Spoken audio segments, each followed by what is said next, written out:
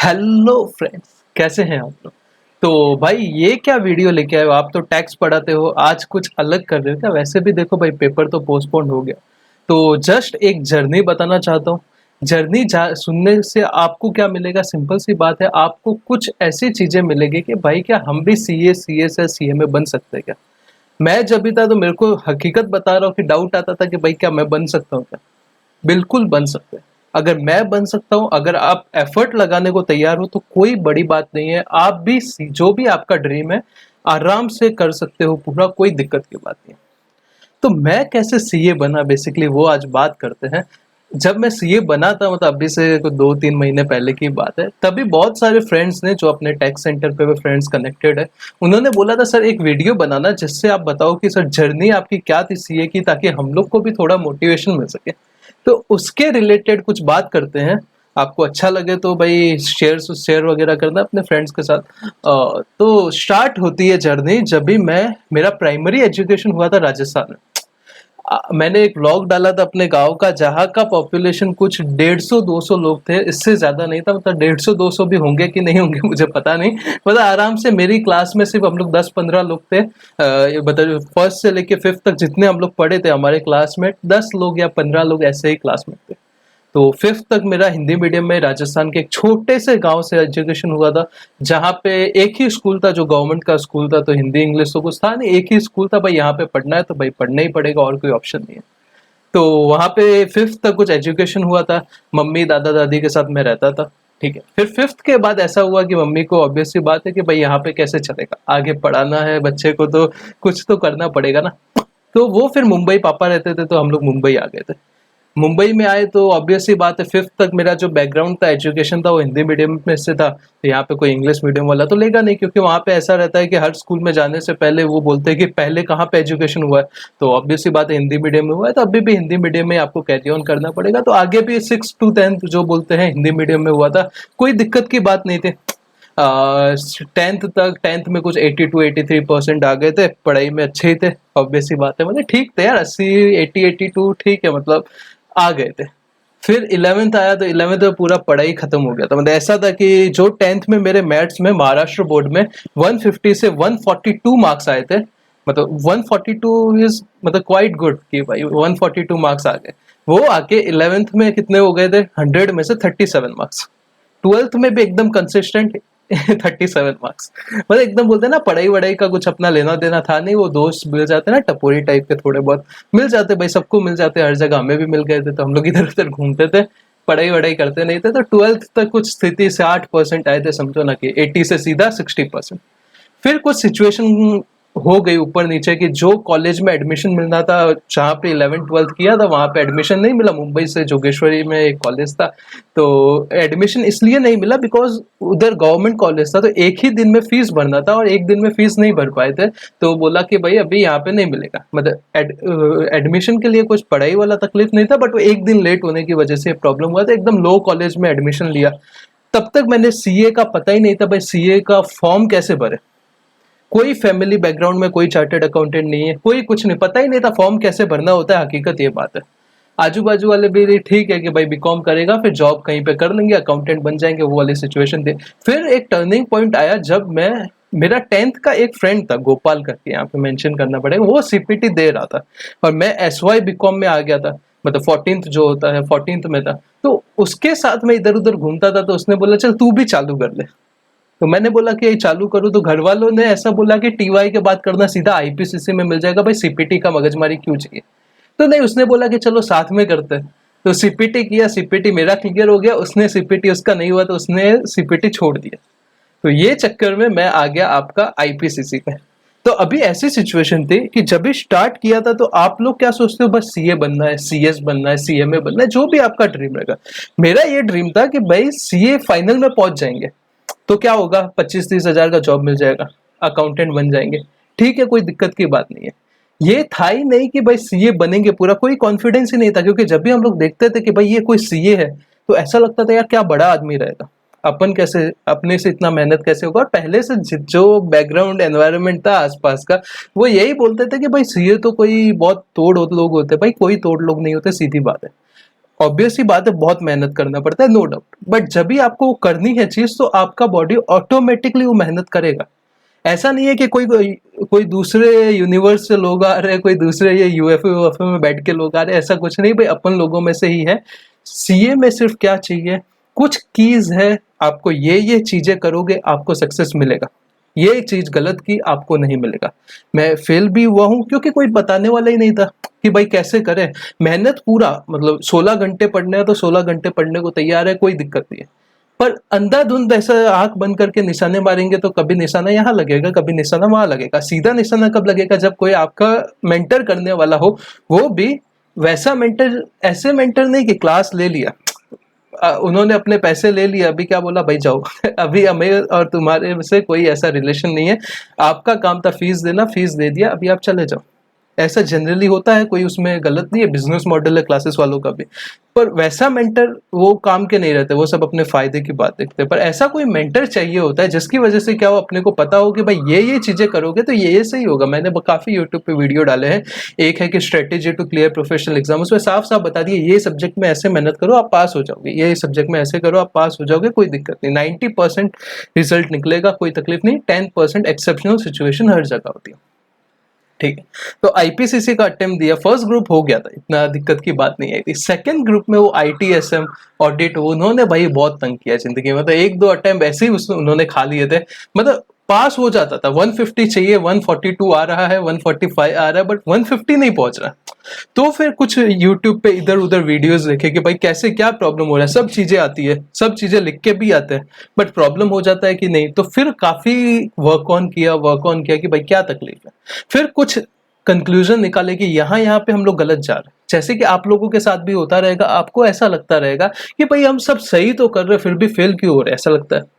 तो वही मेरे साथ भी हो रहा था कि भाई मैं सब सही कर रहा हूँ, मैं इतना मेहनत करता हूँ, मैं इतना पढ़ता हूँ, एग्जाम में लिख के भी आता हूँ, ऑलमोस्ट हर पेपर 90 मार्क्स का अटेम्प्ट करके आता हूँ, फिर भी 45 50 ऐसे मार्क्स आते हैं। मतलब 50, एक में 55 आ जाएगा तो दो में 45 आ जाएगा, 5 मार्क्स कम हो जाएगा, समझ लो। तो ऐसा सिचुएशन हो रहा था।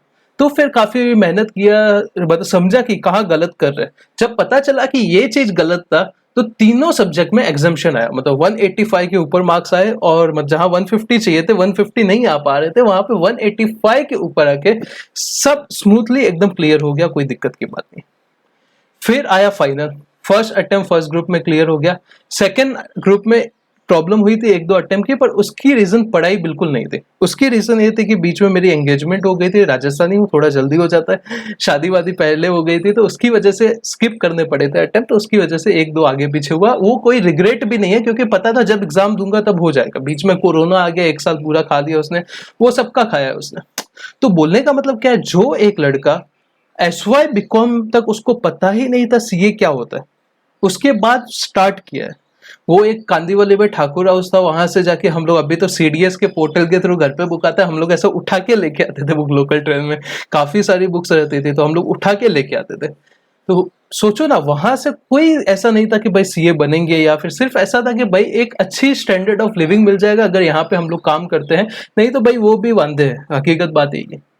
तो किया हो गया। तो आप बोलोगे सर क्या ऐसा किया जिसकी वजह से ये आराम से निकल गया। आराम तो नहीं बोलूंगा, देखो मेहनत काफी की है भाई, थोड़े से बाल भी यहाँ से कम हो गए, पर वो कोई बड़ी बात नहीं है क्योंकि वो तो वैसे भी हो जाएंगे। क्या आप क्या देखते हो, जिनके थोड़े बहुत कम नहीं है वो क्या सीए कर रहे हैं क्या सबके सब, ऐसा कोई नहीं है। तो ऐसा कौन सी चीज करे जिसकी वजह से सीए आराम से निकल सकता है। मेहनत करनी पड़ेगी, उसके बाद भी मतलब अननेसेसरी जो स्ट्रगल उससे होते हैं वो नहीं करने पड़ेंगे। तो उसके लिए कुछ चीजें बता रहा हूँ, ध्यान से सुन सकते हो तो सुन लीजिए, कहीं पे नोट वोट करना है तो कर सकते हो। एक सबसे इंपॉर्टेंट सीए सीएस सीएमए कोई भी कोर्स है, एक चीज बता रहा हूँ, आपके कंसेप्ट क्लियर हो जाएंगे भाई। हम अकाउंटेंसी टैक्स ऑडिट लॉ सीख रहे, हम रॉकेट साइंस नहीं सीख रहे। हम क्या सीख रहे हैं, ये सब चीजें सीख रहे जो समझना बड़ी बात नहीं है। तकलीफ कहाँ पे होगी पता है, सिलेबस इतना बड़ा है याद ही नहीं रहेगा एग्जाम वाले दिन। तो क्या करना है, जितना हो सकता है भाई रिवीजन कर, जितना हो सकता है रिवीजन कर, 5 बार 6 बार, जितनी बार करेगा कम पड़ेगा। रैंकर्स के इंटरव्यू देखो, सिर्फ ये बोलते हैं कि हमने क्या किया, हमने अपनी बुक्स को ली, उसको समरी कर दी, उसको क्या किया, बुक को समरी बना दिया। समरी बनाने के बाद क्या किया, उसको बार बार रिवाइज करते रहे। तो रिवाइज करने से क्या होगा, जो समझा था ना वो भूलेगा कभी नहीं। जनरली क्या होता है कि अपने को ये समझ सब जाएगा पर एग्जाम के दिन भूल जाएगा। तो ये आपके साथ भी हुआ रहेगा प्रॉब्लम। और कुछ चीजें बता सकते हो भाई, पढ़ना पड़ेगा 10-12 घंटा तो मिनिमम पढ़ना पड़ेगा, कोई चीज नहीं है। एक ऑर्थोडॉक्स एक out of the box tip दे रहा हूं भाई, नींद को सेक्रीफाइस मत करना। बहुत सारे प्रोफेसर बोलेंगे भाई सीए बनना है तो 6 घंटा सो, 5 घंटा सो, भाई 7-8 घंटा जितना आपकी बॉडी की रिक्वायरमेंट है। ऐसा नहीं बोलता 10 घंटा सो ऐसे पड़े रहो, ये नहीं बोल रहा हूँ। जितना आपकी बॉडी को सो के फ्रेश लगता है बेसिकली, उतना तो आपको सोना पड़ेगा। नहीं तो ये जो आप टाइम बचा रहे हो ना पढ़ाई के लिए, ये लॉन्ग टर्म में जाके आपके बॉडी पे इतना एडवर्स इफेक्ट करने वाला है कि आपको जितने पैसे सीए बन के कमाओगे सब जाके डॉक्टर को देने पड़ेंगे। हर सीए स्टूडेंट जो कि ऐसा अंधाधुंध मेहनत करता है उसको ये सब प्रॉब्लम होती है बाद में। नहीं बताएंगे लोग, क्यों बताएंगे? अभी आपको मोटिवेट करना है। मोटिवेट करने से क्या होगा, लोग चार्जअप हो जाएंगे, हाँ भाई इसका वीडियो देखा इसलिए बहुत ज्यादा मेरे को मेहनत, बहुत ज्यादा जोश आया और मैंने पढ़ाई कर लिया। अभी पढ़ाई कर लिया, अभी आप सीए भी बन गए, फिर आपकी बॉडी तो भाई एक ही है ना। भगवान ने लाइफ सीए बनने के लिए थोड़ी दी है। ह्यूमन हो, सीए इज इंपॉर्टेंट भाई। पैसा अभी मैं बोल रहा था, मैं 20-25 हजार रुपए वाली बात कर रहा था। मैं अभी आराम से कहाँ पे जॉब करता हूँ, 50 हजार रुपए तो मुझे मिलेगा। बट मैं वो काम करना चाहता हूँ जो मुझे पसंद है फिलहाल। तो मैं जो अपना काम कर रहा हूँ, आप देख रहे हो, आप टैक्स सेंटर इंस्टाग्राम से जुड़े हुए हो तो आपको पता रहेगा मेरे को क्या करना है। मेरे को वो काम करना है जो मुझे पसंद है। मेरे को वो भी चलो बता देता हूँ, अपनी आर्टिकलशिप की जर्नी बताता हूँ। मेरे को क्यों जॉब जॉब से कोई नहीं, जॉब करेंगे अगर जरूरत पड़ा तो, क्यों नहीं करेंगे। पर एक वो बोलते हैं ना अंदर से कि भाई वो हो जाता है। मेरा आर्टिकलशिप हुआ था मुंबई में। हमारे जो मेन बॉस थे भाई, उससे अच्छा ह्यूमन मैंने आज तक अपनी लाइफ में नहीं देखा। मनमोहन शर्मा सर नाम था उनका भाई, ड्यू क्रेडिट टू हर, उनसे अच्छा ह्यूमन मैंने नहीं देखा भाई। बॉस ऐसा होना चाहिए कि मतलब भाई ऐसा बॉस होना चाहिए, वो वाली बात है। मतलब अभी भी मेरे फेस पे एकदम वो वाली स्माइल आ रही है कि भाई वैसा ही बॉस मिले सबको। पर जो बॉस के नीचे वाले लेवल पे होते हैं ना, उनसे शायद वो अच्छे होंगे नो डाउट, बट मेरा कभी नहीं जमा। क्योंकि मेरा ऐसा था, मुझे सीए बनना है भाई, आर्टिकलशिप वगैरह करते रहेंगे, कोई दिक्कत की बात नहीं है। सीए बनने के लिए आर्टिकलशिप कर रहे हैं, आर्टिकलशिप करने के लिए सीए नहीं करना। समझ में मैं क्या बोल रहा हूँ? सीए करना है इसीलिए उसमें एक आर्टिकलशिप नाम की चीज है जो करनी है। आर्टिकलशिप करने के लिए सीए नहीं बन रहा मैं। तो आर्टिकलशिप मेरा हमेशा सेकेंडरी मोटिव था कि काम वाम सीख लेंगे। काफी अच्छा फर्स्ट ईयर में काफी अच्छा काम मिला था। फिर कुछ वो बोलते हैं ना ऑफिस पॉलिटिक्स नाम की कोई चीज होती है, वो सब चीजें होती है, हर जगह होती है। मेरे में कुछ कमियां थी नो डाउट कि मैं वो कॉप अप नहीं कर पाया और ना मुझे कोई इंटरेस्ट था। और मैं वो बहुत लकी चीज मानता हूँ कि वो टाइम पे ही मेरे पास कुछ काम नहीं रहता था तो मैंने टैक्स सेंटर खोल दिया था। मतलब इंस्टाग्राम पे खोला था एक अकाउंट, पर आज उसकी वजह से काफी बहुत शॉर्ट चल रहा है, बहुत मजे आ रहे हैं भाई। जो अच्छा लगता है वो कर रहा हूँ, ये इससे खुशी की क्या बात है। अभी एक बुक लॉन्च करने वाला हूँ टैक्स के ऊपर, सीए इंटर और एग्जीक्यूटिव लेवल पे, फिर फाइनल के लिए करेंगे क्यों नहीं, उसी के लिए पूरा वर्क ऑन चल रहा है। तो ये काम अभी फिलहाल कर रहे हैं।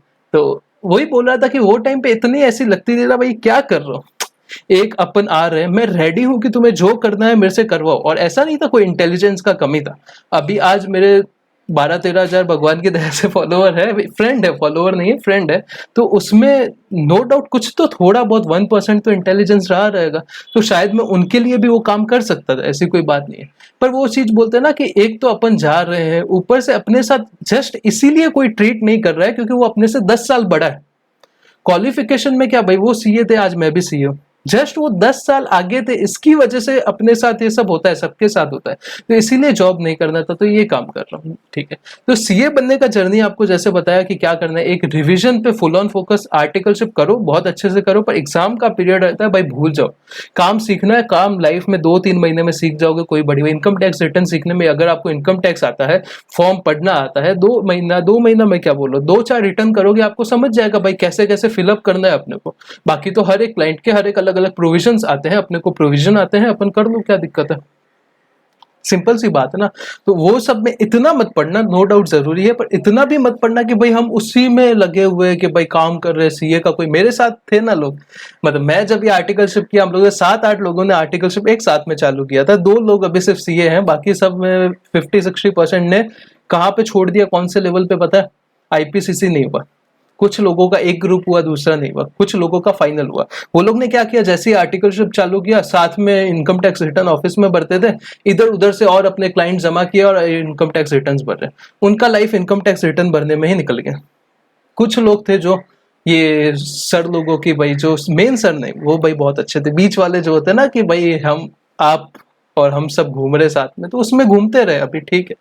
तो वही बात चल कर रहा हूँ कि भाई आर्टिकलशिप में डिसिप्लिन जरूरी है पढ़ाई की तरफ, बाकी सब चीजें होती रहेगी, बाद में भी जॉब करना है, बाद में फिर नए बॉस मिलेंगे, कोई भी बड़ी बात है नहीं। थर्ड पॉइंट मोस्ट इंपॉर्टेंट, जितनी भी चीजें पढ़ते हो उसका समरीज बनाना। समरी बनाने में क्या होता है कि बाद में सेकेंड टाइम आप इतनी सारी चीजें बल्कि मॉड्यूल्स फिर नहीं पढ़ सकते। आपको क्या करना पड़ेगा, आपको समरी लो, उसको घोटते रहो, मतलब जितना ज्यादा रिवाइज कर सकते हो रिवाइज करते रहो। और कुछ चीजें हैं, मैंने वो एक वीडियो में डिस्क्रिप्शन में लिंक डाल दूंगा, वो आप देख सकते हो। उसमें मैंने सब्जेक्ट वाइज स्ट्रेटेजी बताया, प्रैक्टिकल सब्जेक्ट है तो उसमें क्या करो, थ्योरी सब्जेक्ट है तो उसमें क्या करो, प्रैक्टिकल कम थ्योरी सब्जेक्ट है तो उसमें क्या करो, ठीक है। तो that is very much helpful video, अगर आपको देखना है तो आप देख सकते हो, कोई बड़ी बात नहीं।